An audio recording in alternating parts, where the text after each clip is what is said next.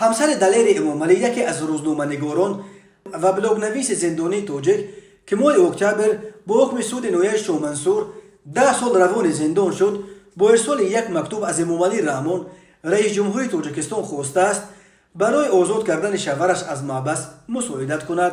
این مکتوب که با امضای همسر دلیر امامعلی به عنوان امامعلی رحمان نگاشته شده و امروز 2 نوامبر نسخه آن به دست آزیا پلیس رسید و بعضی از جزئیات پرونده این روزنامه‌نگار زندانی را بازگشایی می‌کند. در آن گفته می‌شود که دلیر امامعلی هرگز به صاحبکاری غیر قانونی مشغول نبود و باز شدن پرونده به صاحبکاری غیر قانونی اساس واقعی ندارد. او همچون صاحبکار خود را در ناظرات انداز شهر ایسار به قید گرفته بود. ذکر کرده است همسر دلیر امامعلی. او گفته شوهرش از اول تا آخر فعالیت بلاگری قریب $8300 امریکایی درآمد به دست آورده. شبکه یوتیوب از حساب درآمد او همه اندازها را به دولت ثبت نام شده یعنی امریکا پرداخت کرده است. با وجود این شوهرم آماده بود که از حساب این درآمد قانونی خود به بودجه جمهوری تاجیکستان انداز از درآمد و انداز اجتماعی را پرداخت نماید.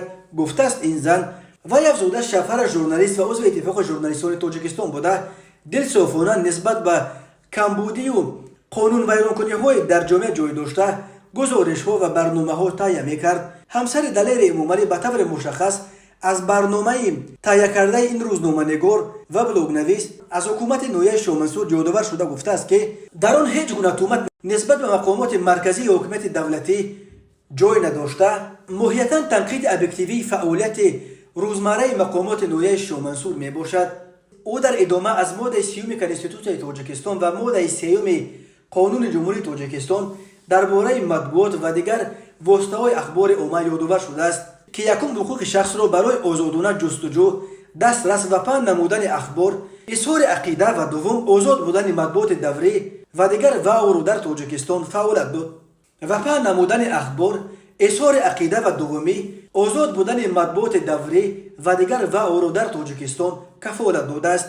نامبرده گفته است برنامه‌ها و فیلمنامه‌های تهیه کرده شوهرش در کینوفستیوال‌های بین المللی صاحب 23 افتخارنامه و گرامت گردیده برای افزودن آبروی و اعتبار جمهوری تاجیکستان در عرصه بین المللی مساعدت نمودند.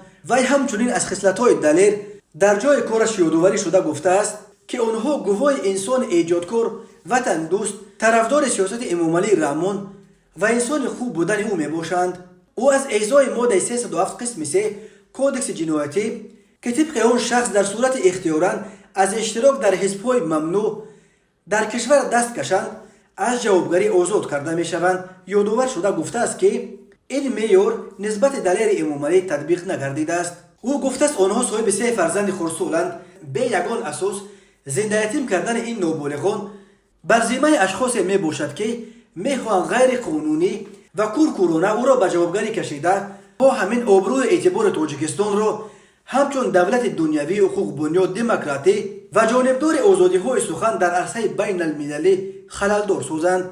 همسر دلیر امامعلی در آخر از امامعلی رحمان خواهش کرده است که در اساس قانون جهت از جوابگری رها نمودن شوهرش مساعدت کند.